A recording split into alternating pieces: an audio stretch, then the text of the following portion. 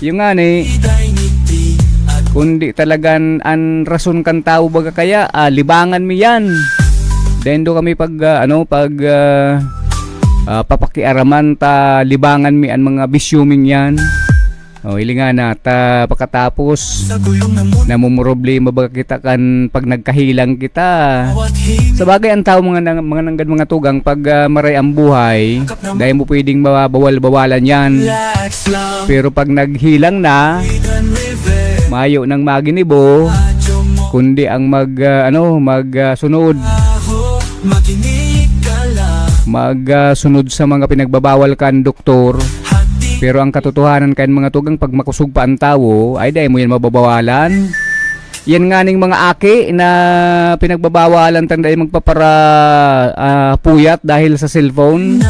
Naanggot pa sinda pag binagbabawalan kan magurang. Kahirak man kan mga magurang na ang pinaghihingo ako ta mapakarhayan pagdakulaan kan mga aki.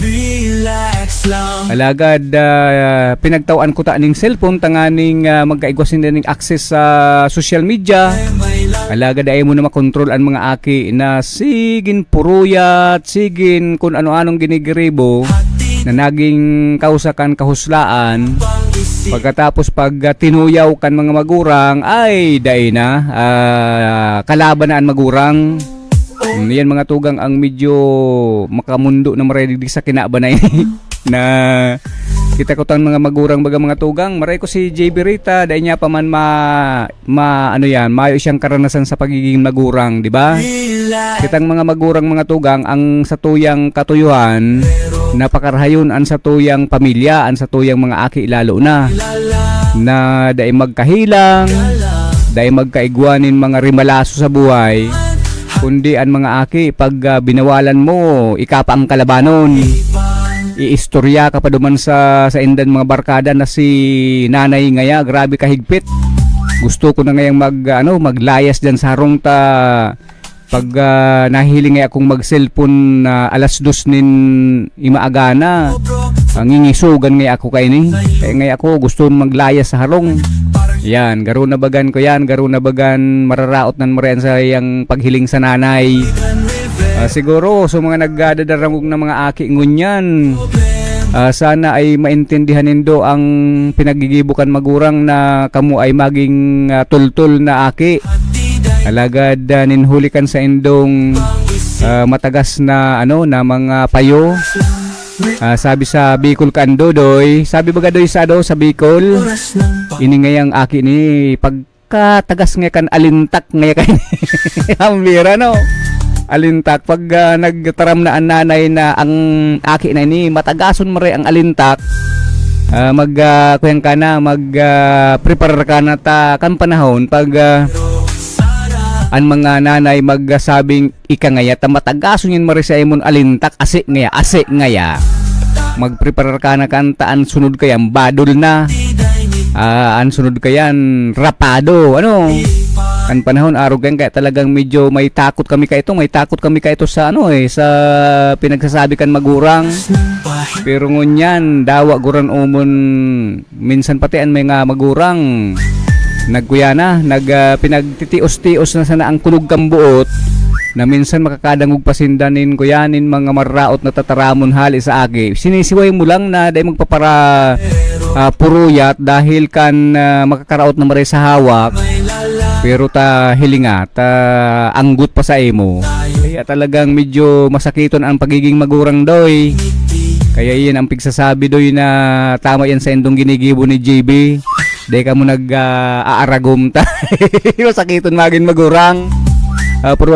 Pubaranin do ta pinagsasabi ko doy. Kung gusto mo kung gusto mo probaron mo magpamilya ka, mag-agum ka ta.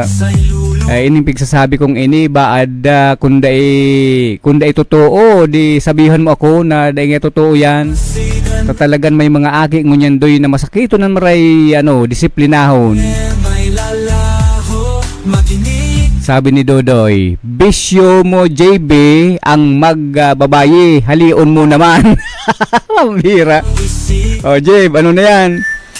Binubuking-buking kan ba rin ni Dodoy. Garo halion mo da at ambisyon mo da pambabayi. Mas malain kayo duikot ambisyon ni JB. Siging panlalaki hadi. Oh, tama sa nagaydoy na ambisyon ni JB Ray, pambabayi. Sabi ni Dodoy pa, dapat high school na tawaan cellphone. Human doy, dawa no tawaning ang mga aki tawan mo ning cellphone high school na human giraray. Lalo lugod na naglalala. Kaya ini mga tugang na pag-asinsukan sa tuyang teknolohiya, kadakol ang nagiging kuyang kaini, nagiging epekto kaini sa mga aki. Yan, kaya iyan. Igwa man yung mga aki, mga tugang na talagang nagsusulod sa magurang. Kaya nagiging maayos man ang buhay. Kundi ang sabi mga tugang sa pag-aadal na talagang ninhuli kang pag-improve kang teknolohiya, kadakol na nasa sakripisyo ang tao arog kainin mga nangyayari sa mga kaakian na kadakol ang nawawara ning kultura lalo na asin ugali sa tuyan mga kaakian. Siyempre, pag-arog kayo ni ang urulay, anggot ang mga kaakian kaya, di ba? Pag-arog kayo ning urulay, may mga magurang na daing gayo kumbinsido dyan. Talagang gusto ninda, tawanin kaugmahan ang sa indan mga aki.